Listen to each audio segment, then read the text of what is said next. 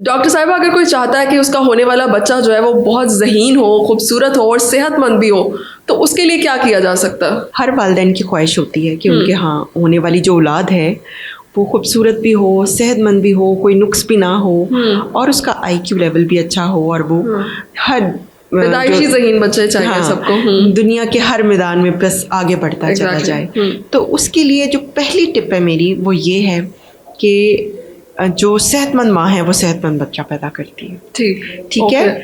और उसके अलावा ये है कि जो कुछ डाइटरी ऐसे सप्लीमेंट्स हैं या डाइट में ऐसी चीज़ें हैं जो आप लें तो उससे बच्चे की ब्रेन की डेवलपमेंट जो है ना वो बड़ी अच्छी हो जाती है। जैसे मैं आपको बताऊं कि वॉलनट या अखरोट है।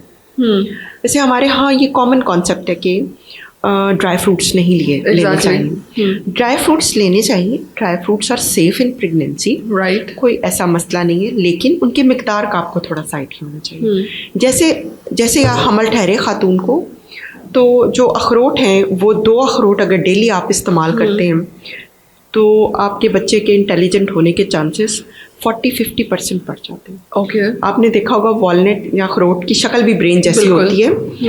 और जब शुरू होती है प्रेगनेंसी तो 9 वीक्स तक बच्चे का ब्रेन ही बन रहा होता है।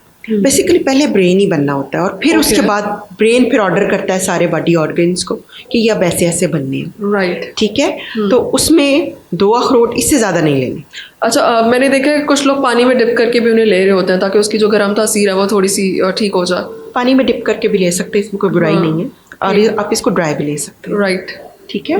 इसके बाद आ जाता है इम्पॉर्टेंट चीज़ कि आप इसके साथ ओमेगा 3 फैटी एसिड्स लें। ओमेगा 3 फैटी एसिड्स का रिच सोर्स जो है वो फ़िश है।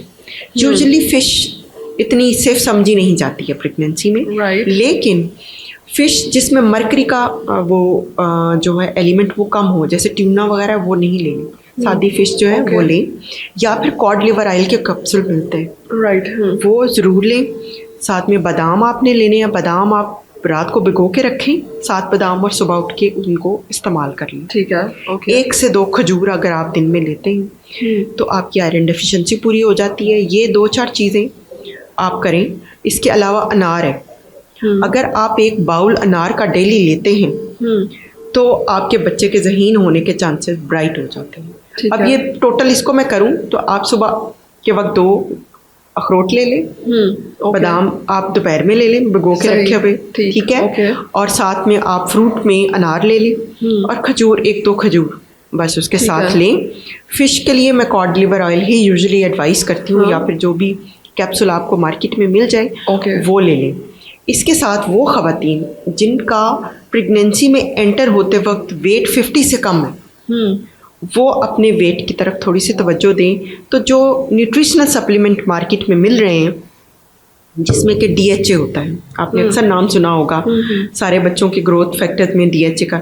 DHA बेसिकली हमारे फ्रंटल लोब में होता है। ये जो ब्रेन का फ्रंट होता है ना, इसमें ये बंदे को समझदारी वाला पोर्शन है।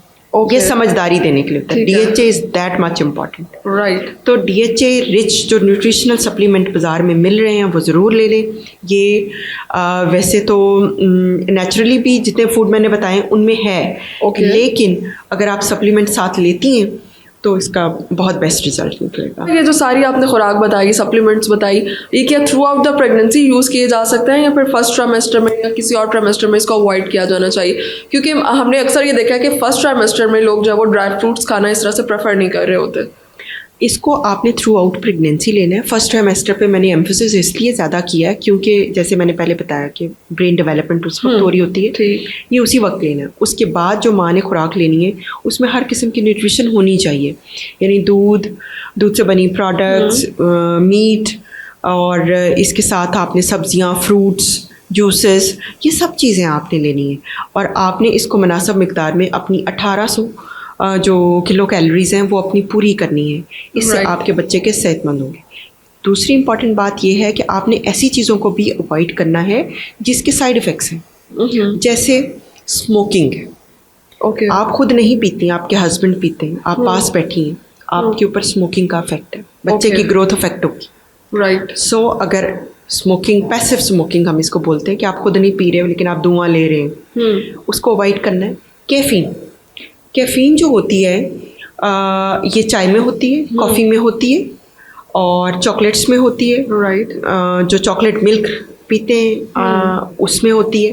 तो जो कैफ़ीन है, कैफ़ीन भी बच्चे की ग्रोथ को कम कर देती है। ओके। तो कैफ़ीन आप तकरीबन 200 मिलीग्राम ले सकते हैं। अगर मैं आपको एक एस्टिमेट दूं कि एक चाय का कप है उसमें तकरीबन 20 मिलीग्राम होती है, तो चाय का कप आप 2-3 पी सकते हैं, आपके बच्चे की ग्रोथ को अफेक्ट नहीं करता। ओके। लेकिन अगर आपने चॉकलेट एक पूरी खा ली है, प्रेग्नेंट खवातीन को बड़ा शौक चढ़ा होता है चॉकलेट्स खाने का। मीठे अगर आपने एक बार pregnancy चॉकलेट का खा लिया तो आपने जो कैफीन है ना वो 100 मिलीग्राम कैफीन ओके। आप कंज्यूम करके उसके अच्छा, बाद आप अमूमन- चाय कॉफ़ी नहीं ले सकते। अमूमन लोग चाय कॉफ़ी तो छोड़ देते हैं लेकिन चॉकलेट्स वगैरह वो खा रहे होते हैं। और ये जो कोक है या स्प्राइट्स हैं इनके अंदर भी कैफीन होती है। ठीक है, इस तरह से जो एनर्जी इसको भी ड्रिंक्स हैं। अवॉइड करना है।